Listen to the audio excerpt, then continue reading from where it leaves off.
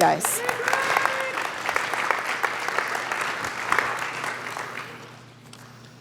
Don't let this scare you. I just don't want to drift too far from the script. Got it. Mike. Is this better? Yeah. Okay. I've been asked to say a few words about stewardship and giving to the church. How many out here have mobile phones? Aaron mentions mobile phones every week in our service, and I'm guessing almost everybody out there has one, right? Yeah. A mobile phone. Okay. For all the advantages that mobile phones have brought into our lives, there are some limitations to them. And I think probably the biggest limitation is that they have short battery lives and they're in frequent need of recharge. Is that right? Yeah. You've had that moment when you needed it and it wasn't there for you. I've found that in my life, I am in need of recharge frequently also. And my frequency is about every week. And so on Sundays, I come in here and I get a few hugs from my gal pals. Isn't that right, Gail? I talk some golf with my pal Jay. I don't see him out here today, but he's usually here. And I sit down and I plug in, and Reverend Karen, Aaron and her music ministry, the house band, they recharge my battery, and I'm good for another week. And then there's the occasional surprise, like today. Stephanie Ann shows up, and I think this is my first time with you. And you bring my favorite Nobel laureate to life here this morning. And so I just want to acknowledge you for that. I was thinking while you're singing that 52 years ago or so was the first time I heard that song. 52 years ago. I'm knocked out by that, okay? Can't believe I'm that old, for one. But I want to let you know how much I appreciate your bringing that music to life in today's times.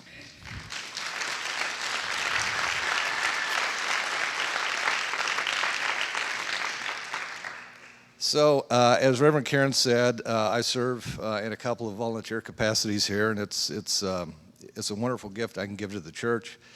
I walked in here for the first time about 11 years ago. Someone I knew was coming here, and my thought process was, if that person is coming to Seattle Unity, I probably need to check it out. I had no idea what lay in front of me. Reverend Richard Levy was head minister at the time, and he said things that were kind of revolutionary to me. The concept that we're all spiritual beings, that the Spirit of God is within each one of us. We create our life experiences through our way of thinking, or as he used to like to say, change your stinking thinking. Anybody remember that? Okay. We must live our own principles, and that started me on a path to change a number of things in my life, because when I walked in that front door for the first time, my life was in trial. It felt like a lot of things had begun to spin out of control, and you know what comes next? Pretty soon it seems like everything is spinning out of control. And through the help of this ministry, Seattle Unity's, or the principles of the Unity Church, I began to put the pieces back together in my life. And today, I stand before you a much happier, more confident person with greater financial stability, all because of what I've been able to put together here. And it wasn't just Seattle principles, it was people like many of you sitting out there who helped me along the way.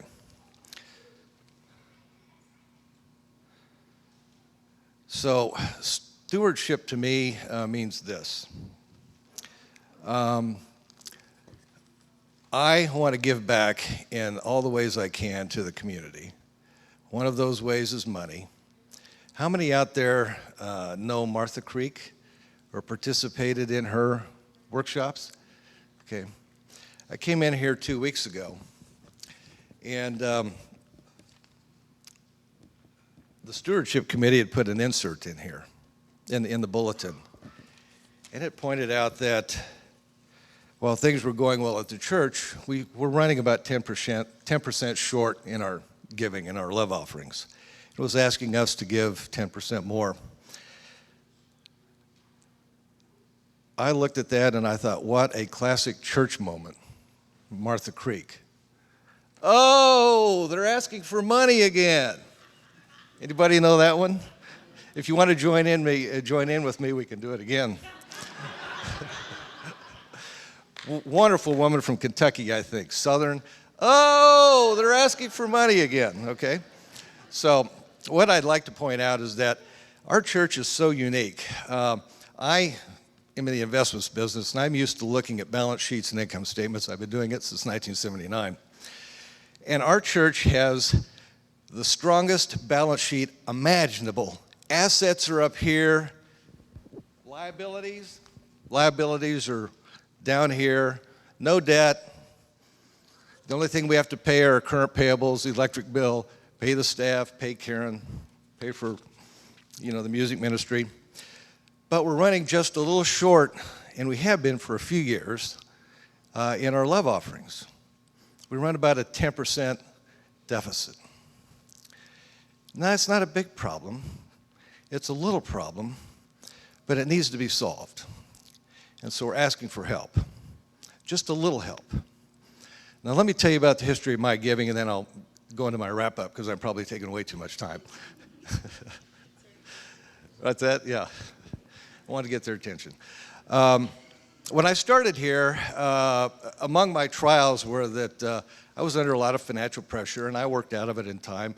But I began to realize that what I was receiving, I wasn't giving back sufficient value. So when I was asked to serve on the finance team, I said, yes, I can give time.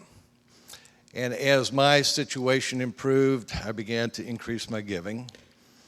And I just continued it when I got to a comfortable level to give more. Last November, I made the decision to increase my giving.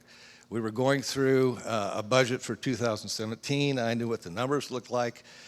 I said, I am going to step forward and be more generous. And so I increased my annual giving by 50%. I give once a month. I go online, hit the donate button at Seattle Unity. And I came in 2 weeks ago, within days of sending in my last donation. And this is in there, another 10%. And I went, oh, they're asking for more money. So what I did within days was I went back on the website, I hit the donate button, I did a little simple math in my brain and added 10% more. And I will do that again going forward. We have in front of us a very exciting period. So anybody had the experience of, you say you go to Seattle Unity and they say, is that Unitarian? Okay, yeah. So, well, there's a nice Unitarian church north of the university. And they have a nice building, but they want more building. What do they have going on? They've got a capital campaign going on. When I sent my daughter to grade school, nice building, but they wanted more building. What happened? A capital campaign. Well, right now, because of the stewardship of the people who have come before us, we are going to build a new building, right-sized and right-purposed for what we need for the next 50 to 100 years, with no capital campaign, no mortgage. All we're asking is try to give 10% more. If you can't give anything yet, I'm going to ask you to do something for me in just a moment that signifies or indicates that you will think about doing it in the future, because I'm going to tell you you're heading down a path that will get you to the point where you can do that easily. And if you are giving now, please give just a bit more. So Karen, I've opened my wallet to you. I answered the call. It's open. I'm finally at a point where I feel like I'm giving something of value commensurate with what's coming back at me, okay? So this is the yes I can moment, and I'm going to wrap up. So when I saw this and I donated, I said, yes I can. So anyone else out there want to join me in saying that out loud right now? Yes I can. That was great. One more time, yes I can. Thank you so much. Thank you, Greg. That is awesome.